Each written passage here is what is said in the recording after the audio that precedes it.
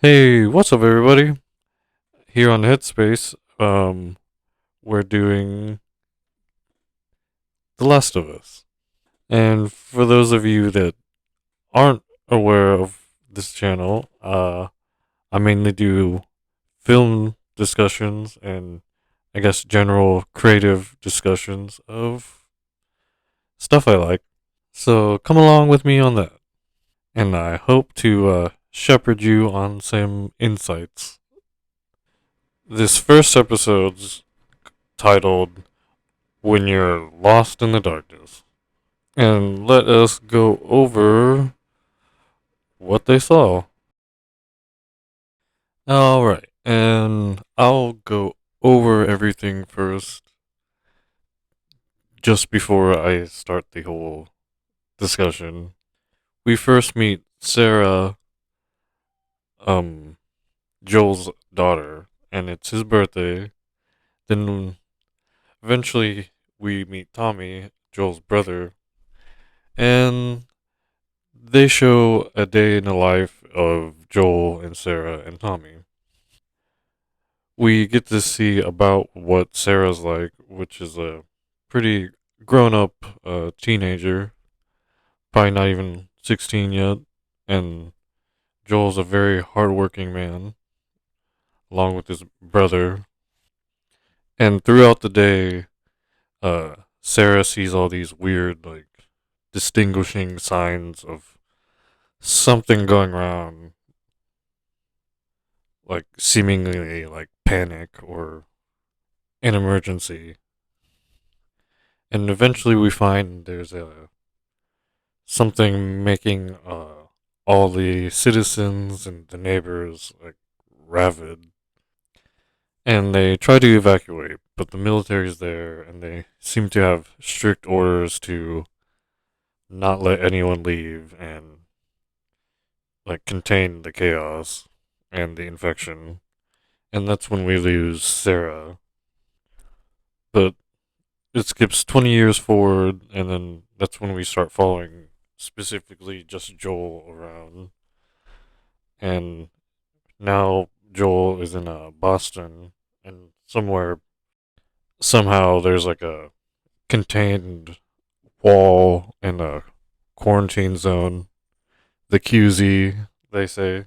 And it shows the life there, and they at least have some sort of like currency, and they have these little cards with numbers on it, and they seem to do like pickup work on like maintaining the city and like keeping it going.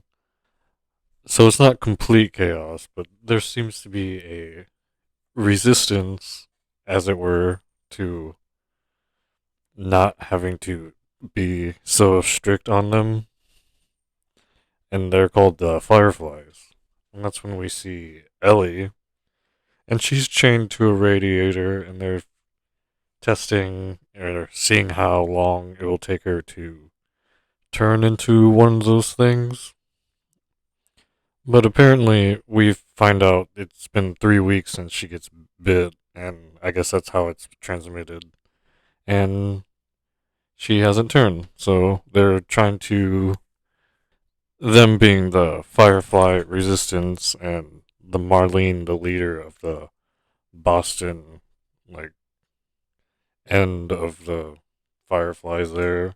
And they're trying to get her across the country for assumingly just to for scientists to look at her for some reason. Maybe a symbol hope.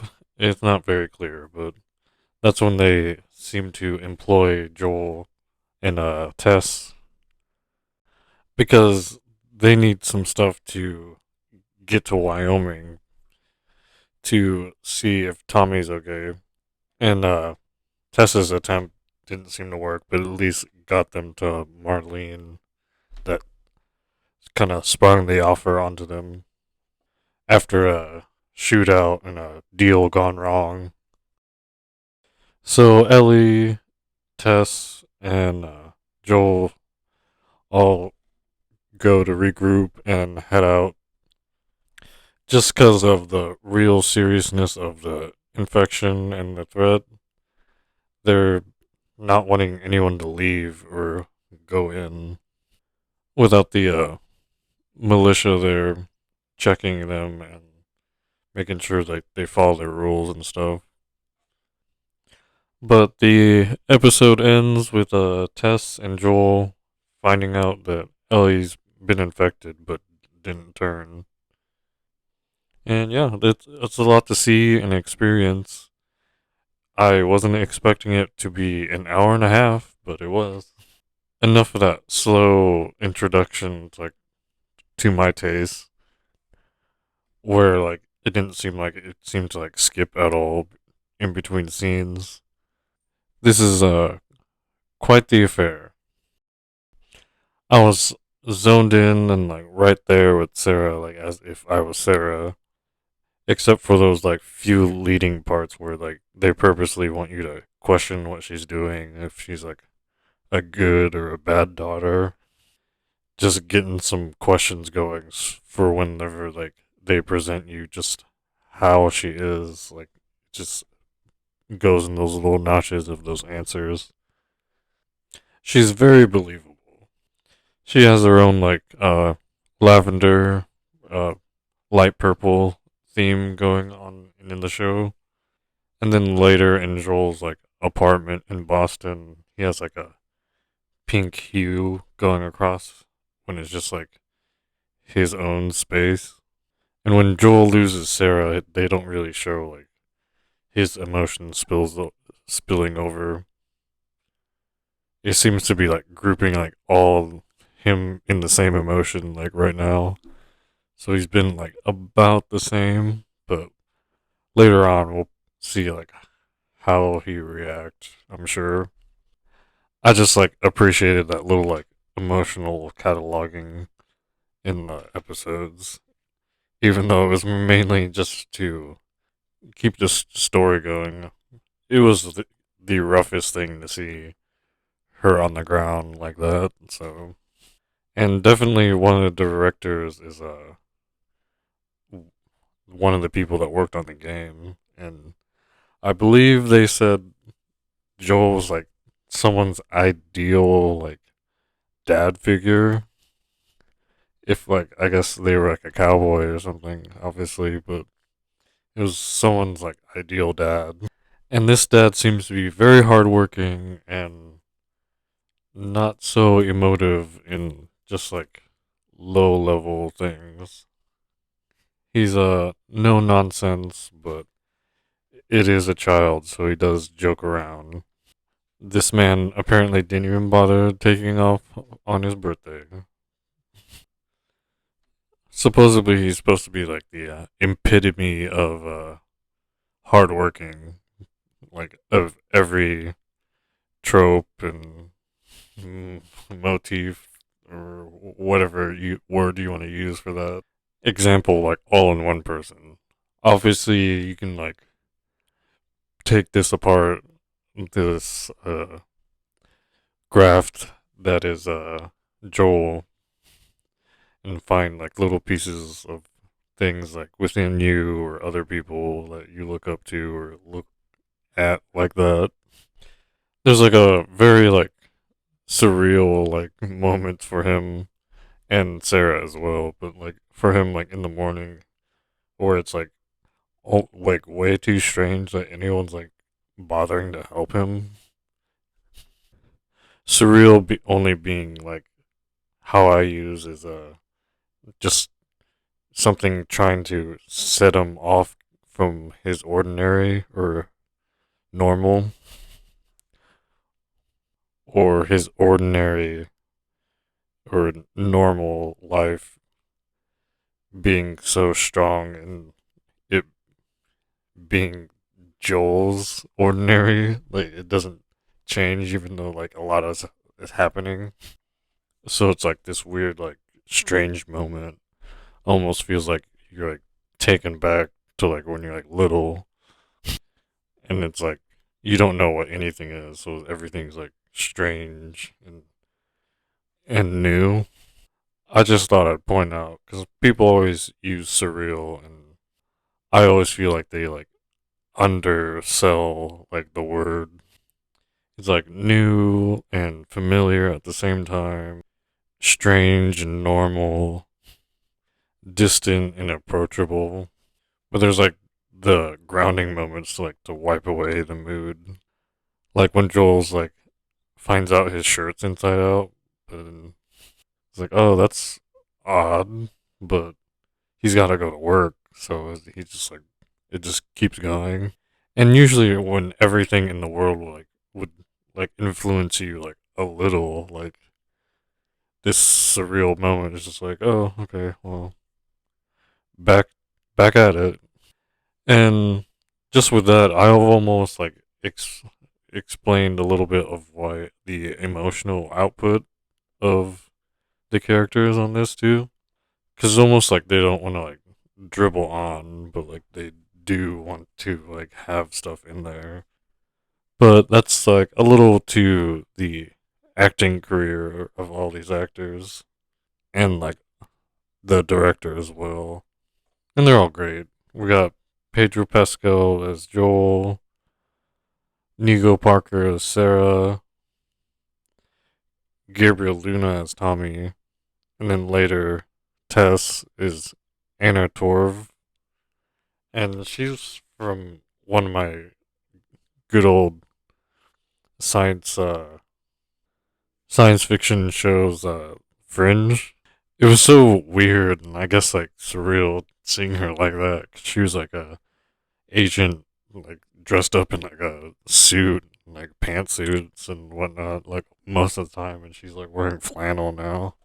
And then John Hannah at the beginning was like, "Oh man, he's in my like next generation over like Indiana Jones film with Brendan Fraser."